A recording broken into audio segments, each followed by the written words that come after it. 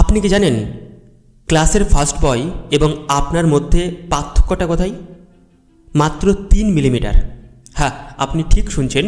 আমি খুব সায়েন্টিফিক কথা বলবো এবং এটা যদি আপনি জানতে পারেন, আপনিও ক্লাসের ফার্স্ট বয় হয়ে উঠতে পারেন।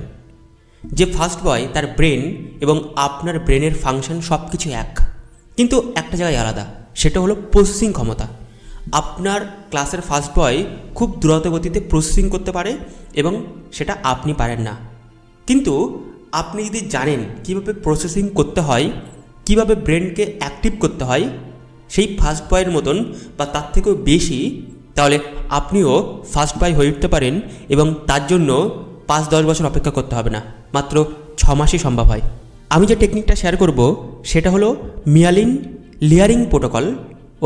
আমাদের ব্রেন 100 বিলিয়নস নিউরনস আছে এবং এই নিউরনসের উপরে একটা ইনসুলেন্সের পাতলা লেয়ার থাকে। যারা টপার হয় তাদের প্রসেসিং ক্ষমতা যেহেতু দ্রুত, তাহলে এই লেয়ারটা একটু মোটা হয়, এবং যারা টপার হয় না, যাদের প্রসেসিং ক্ষমতা একটু কম, চিন্তা করার, বিচার বুদ্ধি করার স্পিডটা একটু কম, তাদের লেয়ারটা পাতলা হয়। আমি যে টেকনিকটা শেয়ার করব সেটা খুবই কার্যকরী। আমাদের ব্রেন লেজিনেসকে ভালোবাসে, ঘুমাতে ভালোবাসে, রিলস দেখতে ভালোবাসে, বন্ধুদের সাথে আড্ডা দিতে ভালোবাসে। তার জন্য আমাদের ব্রেনের আলাদা করে কাজ করতে হয় না। যেগুলো খুব সহজে ইজিলি হয় সেগুলো ব্রেন ভালোবাসে। কিন্তু পড়াশোনা, চিন্তা করা, বিচার করা, বুদ্ধি করা, সেগুলোর জন্য ব্রেন খাটাতে হয়।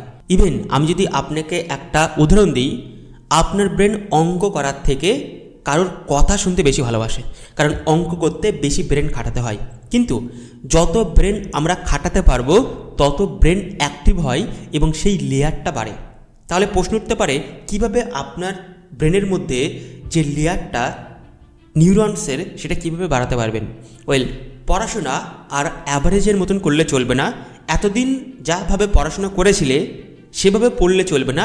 এবার ব্রেনটাকে খাটাতে হবে, ব্রেনকে আরও পার্টিসিপেট করতে হবে, অ্যাক্টিভ রাখতে হবে সেই পড়াশোনার মধ্যে। আমি আজকে একটা টেকনিক দিচ্ছি, এই টেকনিকটাকে ফলো করতে হবে এবং পরবর্তী 3টে টেকনিক, সেগুলো আমি যারা কমেন্ট করবে তাদের পার্সোনালি পাঠাবো। তো প্রথম টেকনিক হচ্ছে, পড়াশুনো করার পরে আর উঠে গেলে চলবে না। পড়াশুনো হয়ে গেছে সেই জায়গায় বসে থাকতে হবে এবং ভিজুয়ালাইজেশন করতে হবে যে পড়াটা তুমি পড়েছিলে। যতক্ষণ কমপ্লিট না করতে পারছো ভিজুয়ালাইজেশন করে যেতে হবে এবং ভিজুয়ালাইজেশনের সময় কালার ব্যবহার করতে হবে।